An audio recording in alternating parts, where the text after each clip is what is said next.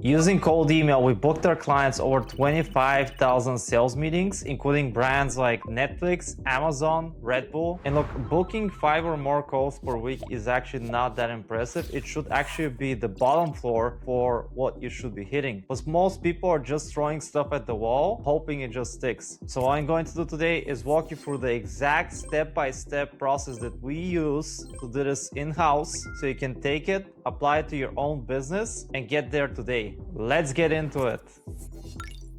So before we get into a system, let's dive into the numbers real quick. If you want to book 5 meetings per week, you need to be getting positive replies. And ideally, you should be booking at least 40 to 50% of those positive replies into meetings. AKA, if you want to get to 5 meetings per week, you should be generating at least 10 to 12 positive replies. The other number you should be aware is your lead rate. For every 100 contacts that you get in touch with, how many of those are converting into a positive reply? A pretty decent lead rate, it's if you're converting, every 1 out of 100, but in most cases, you'd probably end up 1 out of 500. In some extreme cases, if it's enterprise, even 1 out of 1,000, which depending on your deal size and your TAM, it could still work. Now, a few things go into those numbers. One of the things that matter the most is deliverability, and it's what we see businesses mess up the most. Around 75-80% of the time, whenever we're auditing any kind of outbound campaigns, that's the #1 issue that we see. So before you think about any kind of targeting or copy, that's the first thing you need to nail down. Why? Because if nobody sees your email, all your efforts before that, they don't even matter. So a rule that I have is my deliverability always has to be a 10 out of 10, and my copy and my audience, I can get away with an 8 out of 10. Now, the foundation of your deliverability, it's your domain. You should never be using your company domain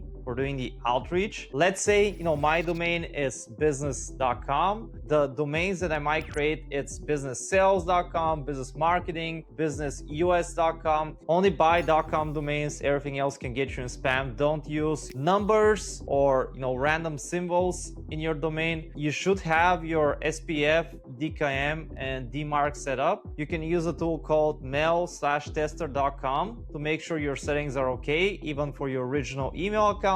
All right, so now we're in Mail Tester. All we need to do is go here, copy this email address. In this case, I've just opened up my regular email. I've copied the email here. I put in, a random subject line, testing if this works, random body, testing if this works. Alex, I'm sending it. Next thing we need to do is just click check your score. It's gonna take a couple of seconds here. So let's just wait for it here. And as you can see, normally it might say something like a 9.5 or a 9 out of 10. But essentially, if everything is set up properly, you should see a close to a 9 out of 10 or 10 out of 10 score. And you definitely shouldn't see any issues here in authentication. You might be blacklisted. Right here it says I'm yellow listed. You might be on a blacklist or 2. As long as it's not you're on 5 or 6 or more than like 1 or 2, you're honestly fine. And the other thing to keep in mind, depending on the cold email setting tool you're using, obviously here you would have the settings for each of your domains. As you can see here in +5, it pretty much says that we have the SPF, DKIM, DMARC all properly set up for all of our accounts. My pro tip here is don't spend the time to set these up. You can use vendors like us, like +5 or InboxKit to set them up for you, because honestly it's a huge hassle and it's not worth doing it in-house versus having like someone else do it for you. Now, before you send anything, I want you to run your contacts through a debouncer. We use, Midland Verifier. You could use one called Bouncer, and there's like other hundreds you can use, but you should be keeping your bounce rate below 1% because that can also affect your deliverability long term. There's also other rules that you should be following. So all emails, you should only be using plain text. It's not worth including images or any kind of text in there. You also want to match the sending account to the folks that you're going after. Ideally, we also recommend targeting people that are on Google. So if you have Google accounts, you can match it. If they're on Microsoft, we normally buy Azure accounts. You can match that to Microsoft. But really, ideally, we recommend sticking with Google to Google. And majority of the audience is on Google. And the way to know what kind of an email provider your prospects are using, it's through your verifier. Let's say we run it through Million Verifier. We actually get to see if they're on Google, Microsoft, and there's like others. The ones that are on others, you can still match it to Google. That's completely fine. And ideally, like I said before, avoid Microsoft if you can. If not, keep it as low as possible, or use something like LinkedIn to message those folks, or cold calling. You also want to be warming up your inboxes very slowly.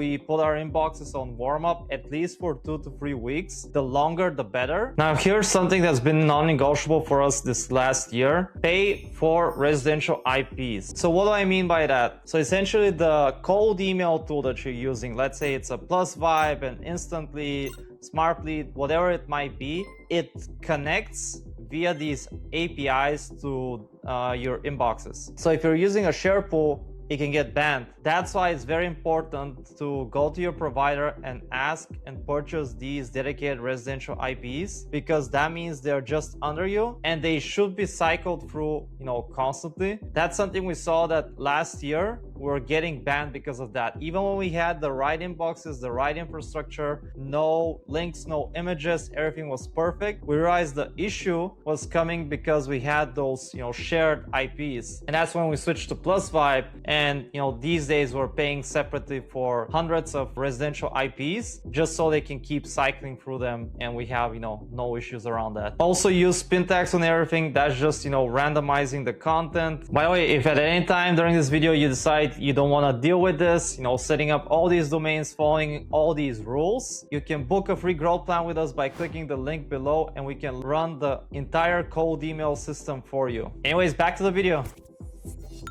So once your emails are landing in the inbox, the next thing we need to look at is your audience. So who are we targeting? Who's actually reading these things? A lot of people, when they do their cold emails, they just pick a job title, an industry, maybe an employee size, and they call it a day. But timing is random. That way, everybody is getting emailed thousands of times these days. So really, you need to go a step deeper. Okay, so to prove my point here, I've pulled out one of our clients here, where we did 2 separate campaigns. So this one, we went after in SaaS, very broad. We targeted marketing roles, sent over 3,000 emails, got in touch with almost 1,000 prospects, and got a reply rate of 0.3%, out of which only 1 was a positive reply. So very bad. Honestly, we're disappointed with this. Now, if we go to this other campaign, we went after, we sent 390 emails. We went after 200 prospects. So give or take, that's 4 or 5 times less. We had a reply rate of 5.4%. This is without an out of office. That's the natural reply rate. And we had 6 positive replies. So what does that mean? The lead rate here was about 3%, which is nuts. Why does this work better? Well, it's because we're a lot more targeted with who we went after. So we made sure to pick 1 new hired marketing leaders. We looked at signals like declining SEO traffic. So bottom line is, same offer, same copy, but the audience, because they had this declining SEO traffic, it was newly hired marketing leaders, they responded way more. So that's why I want to bake it into your mind. The audience is the second thing that matters the most after deliverability. So the question becomes, which signals are the right signals for your business? So the answer really depends on your business, and there's 2 types of signals. 1, there's a buying signal, and 2, there's a qualifying signal. Sometimes there's signals that are somewhere in between, but in general, the best list, they combine both. So here's how I think about it. One of the best signals, by the way, it's new hires or newly promoted leaders. That's something that we've seen works across multiple businesses. From what we've seen, they spend most of their budget within 3 to 6 months into their role. So that's pretty good timing for you to go after them. And most platforms that you might use, like Prospeo, AIR, Clay, whatever it might be, you can easily segment those folks. Other things you could look at, did they recently do an acquisition? Are they hiring for certain roles? And when it comes to qualifying signals, again, this depends on your specific case, but beyond the simple things like employee size, revenue range, maybe funding level, we could look at the department size. So let's say I was like a tool for for data engineers. For example, I could target SaaS companies that have over 100 data engineers. Another really good thing to look at is their tech stack, which could be, a qualifying or a buying signal. So for example, I might look at stuff like, are you using HubSpot, Salesforce, like a certain CRM that I either, work on top of as a RevOps agency or as a SaaS tool I integrate with. The most reliable signals though, they come from your own closed deals. That's why I really love keeping track whenever a deal gets closed or right before it happens. What happened, right? What had changed? Did they get a new leadership? Did they adopt a new tool? Did they hire a bunch of SDRs? What was the big change that happened in their organization? And a really easy way to analyze all of this, by the way, is just link it to your cloud or your AI, link your CRM, ideally keeping track everything there, and your note taker, and you can just analyze the information at bulk. Obviously, it also comes down to asking your clients the right question. After they sign up, maybe you can ask them what happened or why did they start with you. Now, the question becomes is how do you build these lists? So there's a bunch of tools you can use. You can use something like Prospeo or AI Arc. These are the tools we recommend, like I said, for building out that baseline. For technology signals on top, you could use something like BuiltWith. For ecom, you might use something like Stories. And then for niche audiences, you might use a custom data scraper. So going through Google Maps, Yelp, wherever your audience might be. The point is obviously not to pick one tool and call it done. I recommend, testing multiple ones, but obviously not to overthink it. And I want you to remember, when your list is a combination of the right audience, it's the right buying signals, it's the right qualifying signals, that's when you see, those crazy lead rates and reply rates. You already saw it in the test. And I'm living proof of that. Why? Because we've closed, I can't mention the name, but a large enterprise, think like a household name, 5,000 employees plus. Essentially, it was a newly hired sales leader, which is a very typical signal we go after. I think they were like 4 to 5 months into the role. We messaged them, and then 3-4 months down the line, it turned into a deal. And if we look at our own deals, about 15 to 20% actually do come from that signal. Now, one of the best things you can do is actually scrape your own list instead of buying them from a database. What I mean by scraping means pulling them from a directory instead of,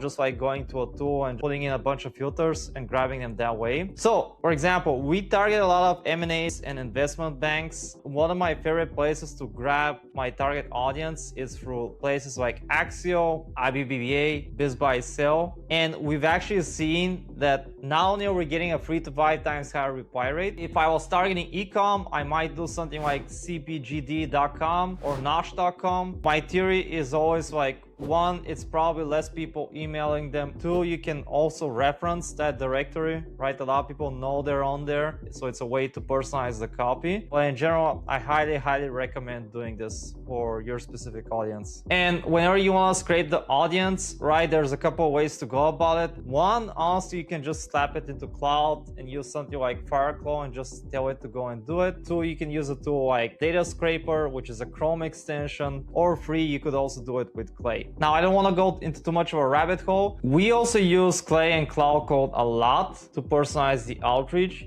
Some of the things I said, right, it's very baseline, but you can go levels deep into this. So let me show you what I mean. So for example, here I'm targeting marketing agencies, right? It's a table we built for ourselves. The first thing we might do, right, it's do a industry check. So we're actually checking if this is in fact a marketing agency. And you can see here we're using OpenAI GPT-4o Mini. So for a lot of these tasks, honestly, I recommend you use your own API key and you use these smaller models, so you're not overpaying, especially for basic things like this. And why are we doing this? Because even though something says it's a marketing agency or whatever, that's not always the fact. So we always like to double check the industry. The second thing that we're doing is we're grabbing a case study from their website. So let's say in this case, I wanted to go after companies that work mostly with enterprises. I could actually see that in their case studies, right? So let's say this agency here, it's working with Denny's. Okay. The next thing we're actually doing is we're checking the services that they offer. So because we prefer, for example, working with SEO or GEO or AEO marketing agencies, we're actually looking for that. And we can see the prompt here for using. When it comes to building the prompt, the cool thing is, you could just say it via Whisper or voice to cloud. Whisper is just an app you can use to record your voice, but you can say, what you want to do, who you're going after, and then you can kind of like build the prompt that way. But you can see we're checking for type of services they're offering and other things. Bottom line is though, if you're just starting out, my honest advice is just skip Clay and Cloud Code for now and focus on the fundamentals. This is not gonna make or break your campaigns. We have plenty of campaigns where we have lead rates and reply rates. So we have deliverability nailed down. We're targeting the right people. Obviously, the third thing, it's the copy. So my rule is pretty simple. It's focus on one pain, one benefit, and one CTA. If you're trying to do more than that in a single email, chances are it's gonna get sent directly into the trash, might even go into spam. And keep it short. The best performing emails for us are anywhere between 40 to 60 words, so they're very short. Now, the first thing is the subject line, which honestly, it doesn't matter as much as people think it does. What I like to do is keep it, anywhere from 2 to 5 words, and I like to use actually lowercase letters. Why? Because it actually stands out in your inbox. My other suggestion there is just make the subject line as relevant as possible to your email, but don't overthink it. So let's say if I was selling my services, I might be saying something like, want to grow your pipeline, ?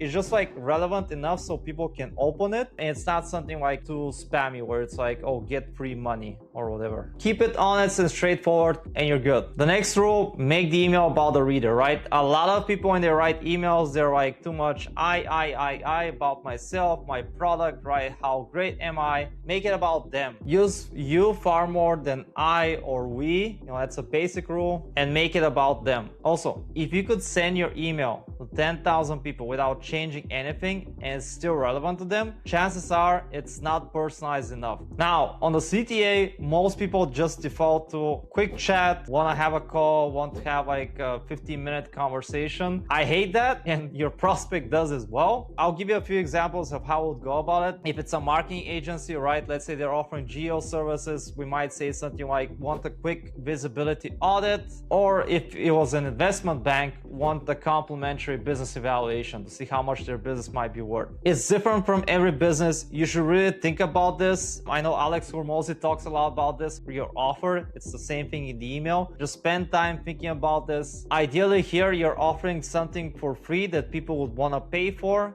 and they're much more likely to jump on the call. And a few more rules. Your sentences should be flowing. Each sentence should be connecting. I really hate it when people use AI these days and everything it reads like slop and it's disconnected. If the reader has to reread it multiple times to understand it, rewrite it. And read every email out loud. If you would not say it to someone's face, rewrite it. Your best emails, honestly, your best marketing copy in general will come from your own prospects, talking about their own problems and even your solution. You could literally take all of your sales recordings or every, calls you have with your prospects talking, ideally even emails they've sent or whatever, your competitors' websites, if it's a good competitor website, G2 Capterra reviews, it could be yours, it could be your competitors, and Reddit threads, and honestly and slap that into Cloud just to have like a good baseline, because ideally you're using more the words that they would use to describe your product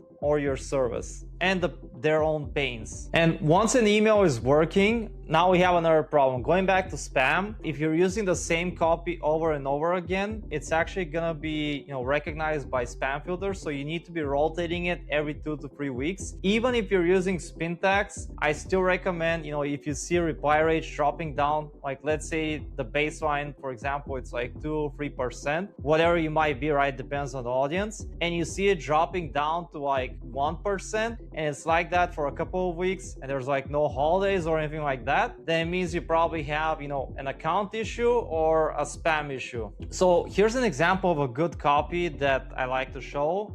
This one we're doing for a geo/SEO agency. So let me read it out loud to you. Michael, has your CEO Mike wondered if XYZ company shows up when loss prevention teams ask Google for SaaS options in featured answer boxes? Did a brief audit and can show you where you appear in AI answers, plus 2 free high impact fixes to be cited more often. How about we set up a quick chat? So first thing, obviously, we picked the right audience with the declining stagnant SEO traffic. The first thing that we're doing is we're mentioning the CEO's name, which I love. Props to my team for doing that. It's not an email that I did myself. The next thing we're doing right, we're mentioning the specific audience we're after. So we use Clay to find that they're after loss prevention teams. And we're also giving them a great offer, right? We already said we did this AI audit with 2 free actionable tips. And you can see the marketing reader replied here and CC their team. The next thing is the follow-ups. A lot of people, they send one email or they send multiple emails, but they're kind of irrelevant. A good structure that we like to keep, it's up to 3 emails, and honestly after that go for a new audience or target them via other channels. Let's say send day 1, normally you should keep your best email there. Day 3 needs to be something new. Good example that I might like using here, it's like a case study. So we helped this agency generate 4.6 million in revenue through ABC, open to getting similar results for your agency. It could be focusing on a different pain, right? Normally we like to keep honestly the day 3 emails much more shorter than the day 1s. Day 7, my favorite thing to do here and what I do 90% of the time is if you're not the right person to talk about so-and-so, should I get in touch with name 1 or name 2 instead? So here we're actually grabbing other roles that are relevant and we're mentioning them in the email. And a lot of times they'll be like, yeah, Mike's the right person, here's his email, or CCing him in the chain. And here you can try out a lot of variations. So it could be for geo SEO agency, if you're not the right person to talk about a geo audit, should I get in touch with so-and-so? Here's an example where going back to that big company that we closed, we actually booked them on the follow-up email, right? So the first email,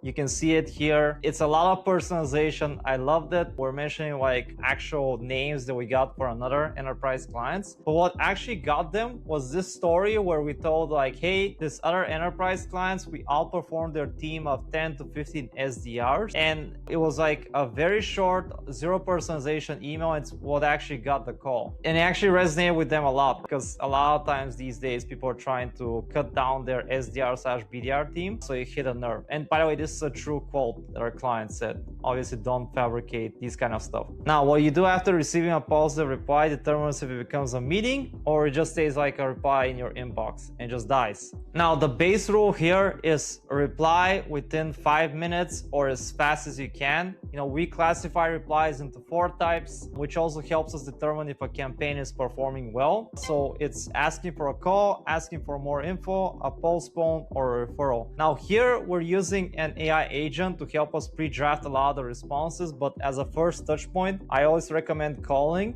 If your audience is okay with it, sometimes texting works as well. And obviously make sure you're doing multi-channel, so adding on LinkedIn and stuff like that, and all of that can be automated. Now, if they're asking for a call, obviously it's very simple to even have a template for that, but just have your calendar ready to shoot immediately, or even just call them and book it on the phone. If they're not responding within a day, I might just book it on the calendar a week ahead and tell them book you in for this time, and if it doesn't work, we're happy to move around the meeting. Now, if it's a more info, maybe they're asking you a question, right? What does the audit include? Have you worked with my type of business before? Here, ideally, honestly, every reply, I like to keep it no more than anywhere from 3 to maybe 10 sentences. You really don't need to be over explaining, and always have as a CTA for them to book a call. It should always be leading to that. For a referral, ideally, if someone's hey, Mike's the right person, I would ask them great, can you introduce me to Mike, or can you CC them in the email? If not, a lot of times I just go in, email Mike by myself. Either I find his email or sometimes they share it. I'm hey, Ron,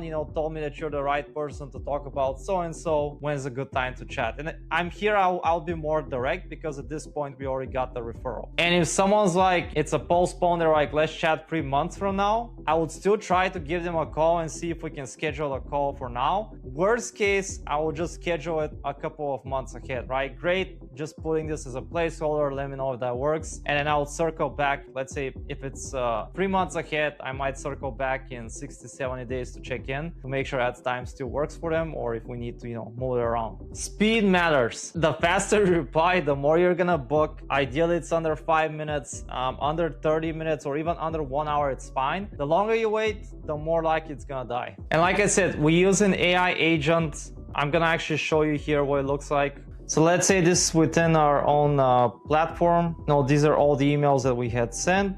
And then here a prospect's asking, okay, can you show me some examples of video work? And then we're replying with like, happy to share. Here's a look at some of our recent work. There's a mix of like ABC here.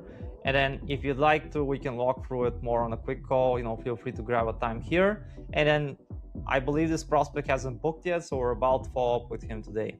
Now I'm gonna show you some other examples. So let's say here, this was like for an M&A client, right? This is the original email we sent, and they just said like, okay, I'm happy to schedule a call. So this one is pretty straightforward. We're just saying like, we can walk through, the numbers, the EBITDA and KPIs, and then send them a link to grab a time. In this case, I think at this point, they've already scheduled a meeting. Now look, if you've made it this far and you think that it's just like too much for you to handle by yourself or your team, I highly suggest you book a call with us by clicking the link below. On that call, we're gonna look at who you're currently targeting, if you've done any kind of cold email before, seeing what went wrong or what's currently going wrong, and map out exactly what we will do to make this one of your most profitable channels. So again, book your free growth plan by clicking the link below. And if you want to learn more about scaling your business with cold email, please watch this video.